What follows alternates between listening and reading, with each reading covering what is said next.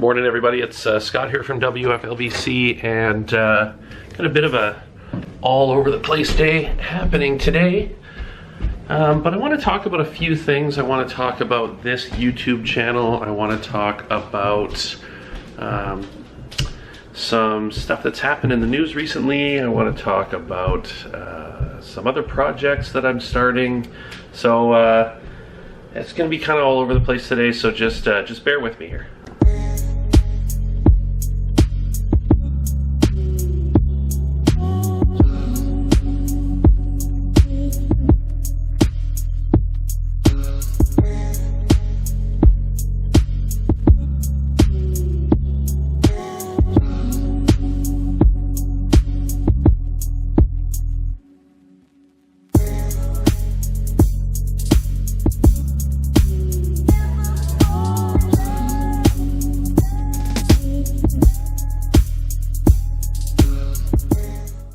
Okay, so just quickly first about Anthony Bourdain. If you don't know who he is, Google him. Obviously, he's no longer with us. That hit me really hard as someone who used to be really in the food and beverage scene here in Vancouver. I watched everything Tony ever made, and yeah, it just, that one really got to me. And especially with Kate Spade also passing away just a few days before. People that seemingly had it all. Yeah, it just goes to show that it doesn't matter, like success doesn't, I don't know, it doesn't dictate happiness. But those two are also a great indicator that it's never too late to try something new. Like particularly in Anthony Bourdain's case, he was like 40 something when he wrote Kitchen Confidential, which launched his career. So, you know, I'm 40 years old. I'm sure a lot of you are younger than me that are using this platform, but yeah, it's never too late to try something new or to do what it is you want to do. So I think for me, particularly Tony, he inspired me to travel, which now I think I'm going to do more of. The problem with me and travel is it's not that I don't have the means to travel, it's that I don't have the time. But that's also total bullshit. I absolutely have the time, but I have this preconceived notion in my head that in order to go somewhere far away, I have to spend a lot of time there, and that stops now. So my next trips, they're going to be far, far away, and maybe for like 3 or 4 days, because why should I let my schedule dictate to me that I can't go somewhere when I can afford it? It doesn't need to be this big, long, drawn-out trip. If we want the world to be... Oh, there goes my dog. If we want the world to be something that inspires us and we want to see how other people live, I think that's the key going forward for humanity, is you have to let it in. You don't want to block it out. So more travel, not worried about schedules, I'm just gonna go. Also, this channel, I think this channel is going to evolve a bit. Like, I do a lot of technology reviews, mostly cameras, on this channel. That'll continue, but I also just want to make little movies, like about places, and those are the ones that I enjoy the most. When I travel and I make little travel vlogs, they don't get nearly the amount of views that camera reviews do.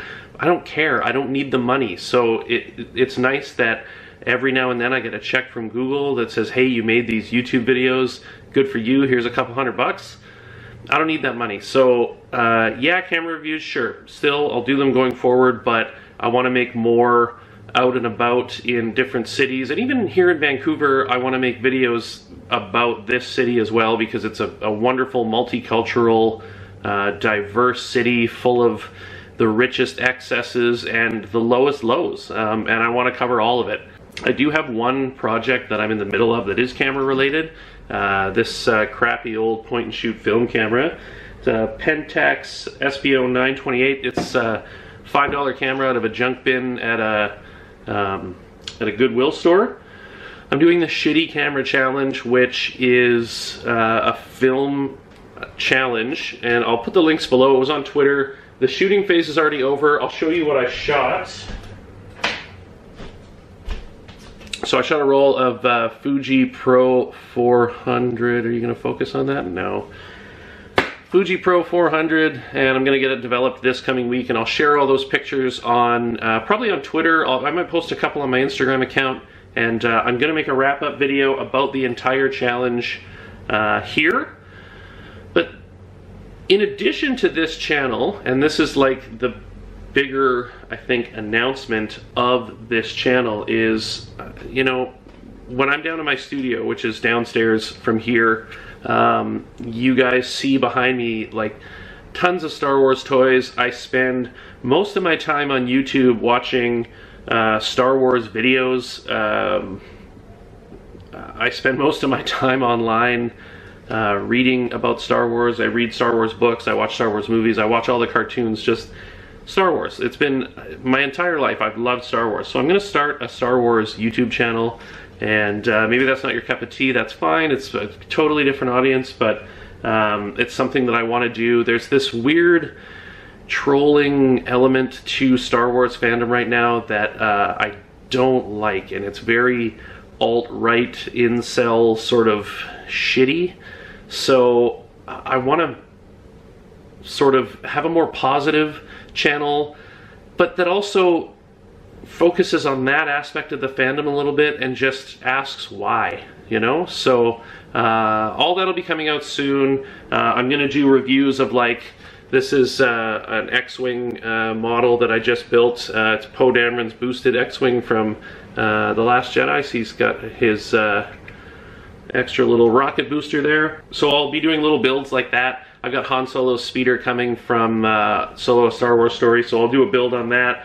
I want to talk about, I don't want to do spoilers so much because I like to go into these movies pretty fresh, but I'll do some fan theories like how obviously Kira from Solo is Rey's mother and Han Solo is Rey's father because she's British and knows Maul, and then he speaks Wookiee and she understands Wookiee. Anyways, that's my big theory for this video. But spoiler alert also, if you haven't seen Solo: A Star Wars Story, and if you haven't seen Solo: A Star Wars Story, go see it. It's a fantastic movie. If you didn't like The Last Jedi, which I love The Last Jedi, but I'll be honest, about halfway through my first viewing, I had this thought like, oh shit, I don't think I like this movie. What does that mean? And then by the end, I was like, okay, this is one of the best Star Wars movies ever.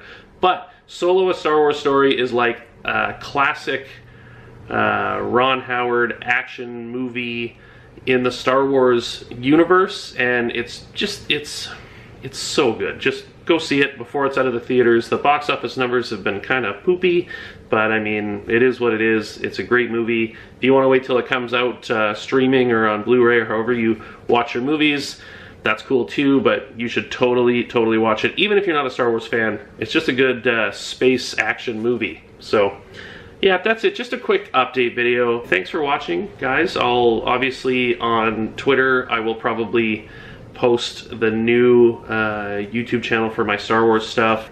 Do yourself a favor though, if you are curious about Anthony Bourdain's work. One of the best episodes of any television shows he's ever done, well, at least for me, food-wise, was when he went to Quebec with the guys from Joe Beef, and then he went to Martin Picard's Sugar Shack, and it's really good Canadiana mixed in with some really good filmmaking, which was a really underrated part of Parts Unknown, the different filmmaker styles that they would copy.